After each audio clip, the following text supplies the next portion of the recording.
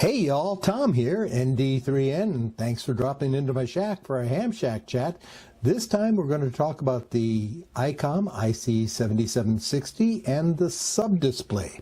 So without any further ado, let's get right to it. Right now I've got my rig set up so that I can see a wider range, plus or minus 10 kilohertz. So I'm looking at a 20 kilohertz band. So the first display we're going to look at is this one, which shows you what's happening inside your passband.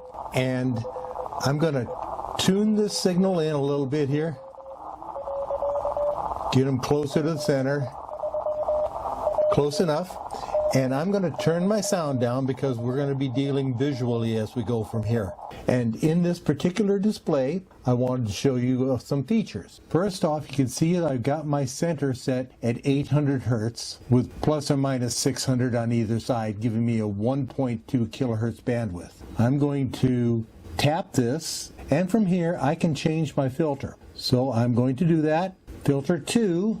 You see my bandwidth is now 500, and filter 3, my bandwidth is 250. I can change the attacked on my signal to soft or wide. So I had to find another CW signal, but there's one right there. And I can also change my manual notch. So I'm going to do that. I'm going to press and hold. That brings up my position. So if this guy was an interfering signal, I can pull them right out.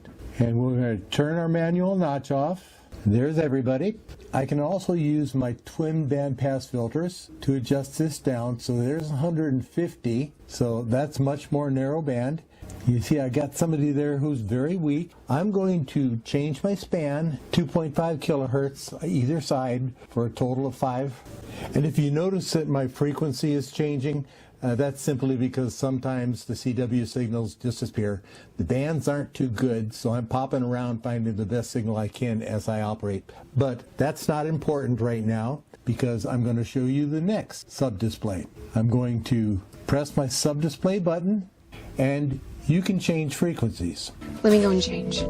So, say I wanted to go to 14020. Again, just like you do over here when you hit your megahertz, it brings this up. We're going to use it over here. So I'm F input, and I'm going to 14020000 and enter that, and you see that I have changed my frequency on my band.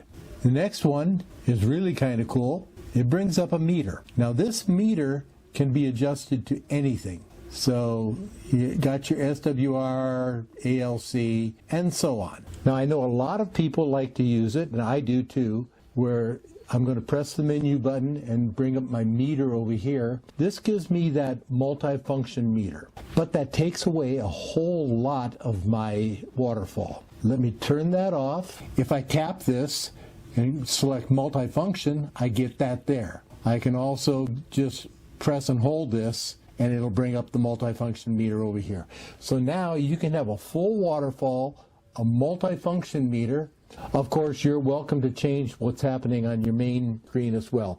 But that's just a little neat shortcut, and I hope you can see the usefulness of the sub-display. 73 until the next hey y'all. This is Tom, ND3N. This has been a Ham Shack chat about the IC-7760 sub-display. Please remember to like, share, comment, and if you wouldn't mind, please consider subscribing. Until the next time, I'm Tom, ND3N, and I am out. It's really short, isn't it? It's short.